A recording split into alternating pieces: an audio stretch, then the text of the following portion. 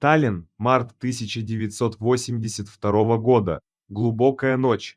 Дверь квартиры хлопнула так громко, что Пили проснулась мгновенно. Муж наконец вернулся домой, они поругались несколько часов назад, и он ушел в никуда. Что он принес из ночной тьмы, станет началом истории, от которой содрогнется вся эстонская ССР. Андрес вошел на кухню и швырнул на стол полиэтиленовый пакет. «Я убил человека», — сказал он буднично. Внутри был кусок, окровавленный. Пили смотрела на это и понимала, что это было доказательство преступления, которое не укладывалось в голове. Ей было 23 года, она водила троллейбус, была членом народной дружины, верила в любовь. И сейчас она смотрела, как ее муж разжигает плиту и достает сковородку. Йоханнес Андрес Хани родился в 1957 году в набожной баптистской семье. 6 детей. Отец – пастор местного прихода в промышленном городке Кохтла-Ярви на северо-востоке Эстонии. Мать – его верная помощница. Библия перед едой, молитвы на коленях перед сном, воскресные службы, где нельзя шелохнуться. За любое непослушание – розги. Однажды подросток Андрес споткнулся во время игры и выругался. Случайно, не подумав. Просто слово вырвалось. Отец услышал. Вечером родители раздели сына догола и били свежими прутьями до тех пор, пока сами не выдохлись. Били вдвоем, по очереди. Мальчик кричал, пока не сорвал голос. Андрес рос, и внутри него копилось что-то темное. Он смотрел на одноклассников, они были счастливее его, хотя ни о каком боге не знали. Он пытался объяснить им про веру, но они только смеялись. Дома же твердили, без Бога человек несчастен. Но факты говорили обратное. Вакуум любви, так потом назовет это один психиатр. Родители были заняты служением, а не сыном. Наказывали, но не учили. Запрещали, но не объясняли. Андрес ловил кошек и мучил их. Первые признаки, первые тревожные звоночки, которые никто не услышал. Потом были колонии для несовершеннолетних. Побои, кражи, нападения. 6 лет за решеткой, где вместо исправления пришло ожесточение. Он читал Маркса, Шекспира, Бальзака, изучал анатомию человека, философствовал, искал истину, которой родители его лишили, и терял последние моральные ориентиры. В 1981 году, выйдя на свободу, Андрес перебрался в Таллин, устроился на работу в ресторан гостиницы «Палас», кто-то говорит официантом, кто-то мойщиком посуды. Там он воссоединился с Пили Томла, девушкой из такой же религиозной семьи, с которой переписывался еще из колонии. У Пили была своя боль. В 15 лет родители выгнали ее из дома за отказ ходить в церковь. Она рано вышла замуж, родила ребенка, но первый брак распался. Ребенка забрала свекровь. Пили осталась одна, пока не встретила Андреса снова. 11 декабря 1981 года они поженились. Пили боготворила мужа. «Любовь – это абсолютное самопожертвование», – говорила она. «Ты должен быть готов отказаться от всего ради любимого». В ее лексиконе для Андреса не было слова «нет». Их интимная жизнь была необычной. Муж имел свои странности, которые требовали от Пили полного принятия. Она знала о его изменах, молчала, принимала, но той ночью 5 марта он предложил ей нечто такое, что даже она не смогла принять. Они поругались. Андрес ушел и вернулся с убийством. Эймар Виба было чуть за 30. Моряк с острова Саарима. В ту пятницу он навещал родственников на окраине Таллина и выпил. Около полуночи собрался домой. Больше его никто не видел живым. Утром 6 марта тело нашли у дома на улице Вальдеку. 7 ножевых ран в грудь и спину, перерезанное горло, обезображенное лицо. Пропали ботинки, документы, бумажник, часы и серебряное кольцо с гравировкой. Но главная деталь была другой. Из тела жертвы была вырезана часть плоти. Эксперты сначала подумали на бродячих собак, но следы указывали, это сделал человек. И забрал это с собой. Милиция недоумевала.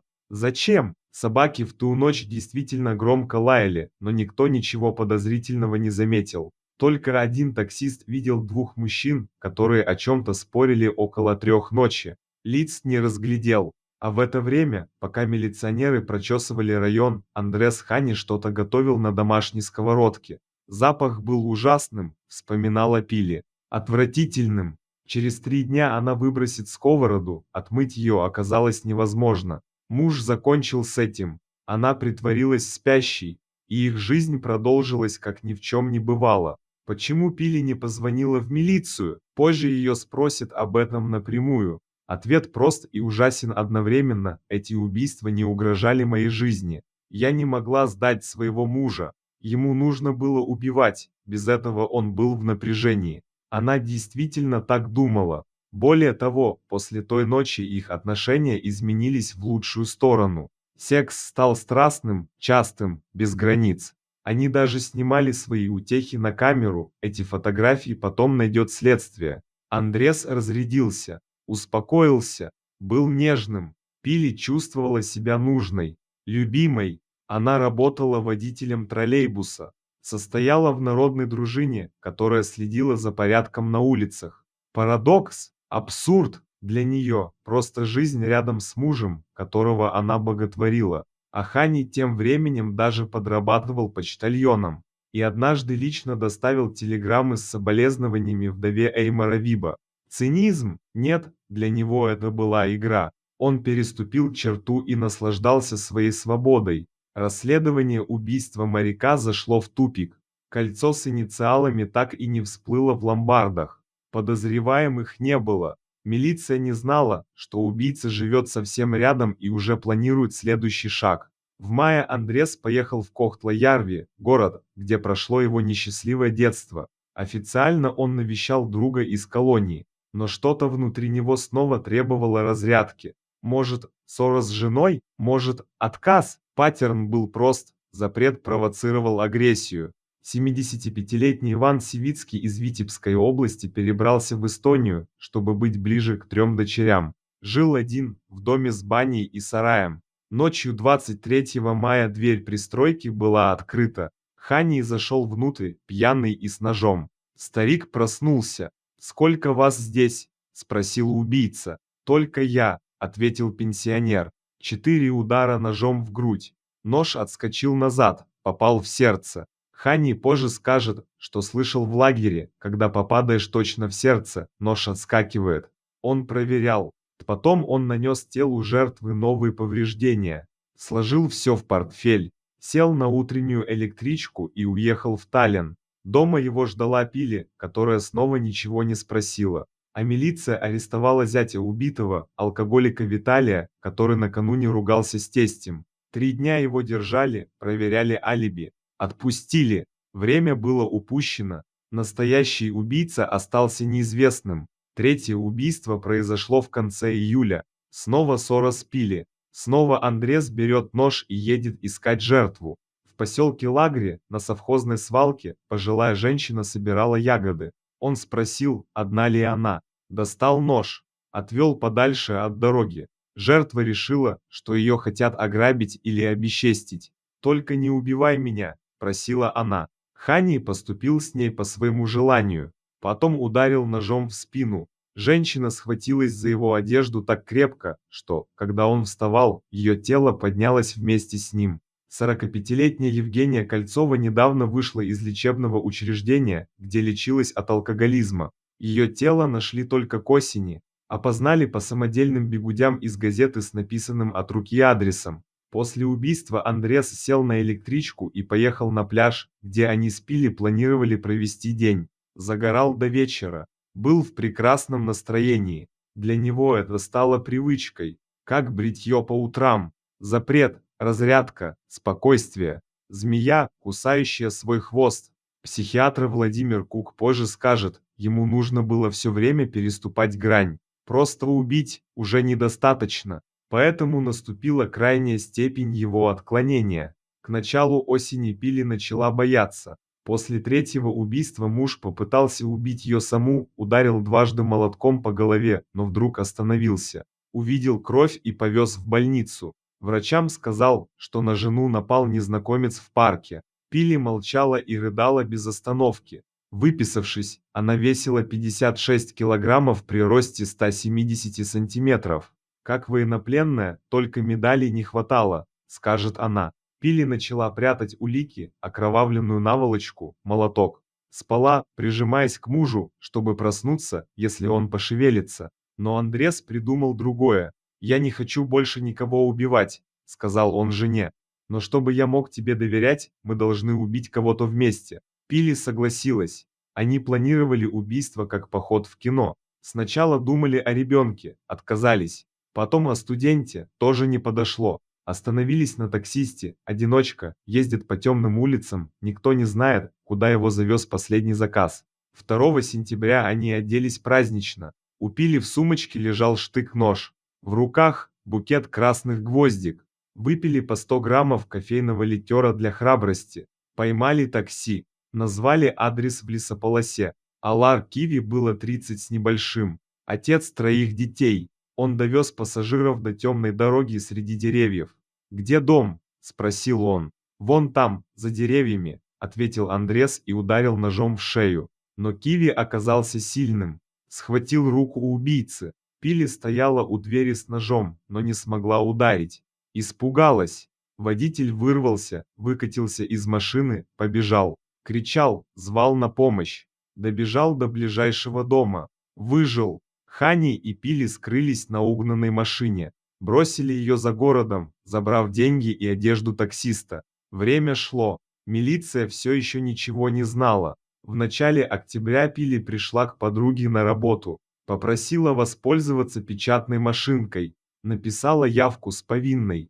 «Я являюсь соучастницей 3 убийств и покушения на убийство», печатала она. Но не закончила. Испугалась. Ушла, бросив недопечатанный текст в машинке. Коллега подруги нашел записку. Позвонил в милицию. 10 октября Андреса Хани вызвал к себе директора ресторана Паласа. Когда преступник зашел в кабинет, там его ждали оперативники. У них уже были результаты обыска, вещи убитых, кольцо Эймора Виба с гравировкой. «Я не раскаиваюсь ни в одном из своих преступлений», заявил Хани громко. Его поместили в одиночную камеру, назначили судебно-психиатрическую экспертизу. Психиатр Владимир Кук должен был выяснить, вменяем ли убийца, может ли он отвечать за свои действия, но встретиться с преступником доктору было не суждено. Ночью с 6 на 7 ноября 1982 года в батарейной тюрьме Таллина Йоханнес Андрес Хани повесился. Ему было 25 лет. Перед смертью он написал 3 текста. Прощальное письмо Пили, объемное пояснение к событиям своей жизни и отдельный манифест, последнее слово, которое не будет произнесено. «Я говорил тебе, в случае ареста не буду мучиться за стенами», писал он жене. «Жизнь окончена. Жаль, что разрушил твою жизнь. Прости меня, я всегда стремился к лучшему. И просьба напоследок, погладь меня по голове. Мне этого не хватало в жизни. Даже собственная мать предпочла мне распятую фигуру. Эксперты признали его вменяемым посмертно. Расстройство личности с извращениями. Он понимал, что творит зло. Сам выбрал этот путь. У каждого есть свобода выбора», писал Хани.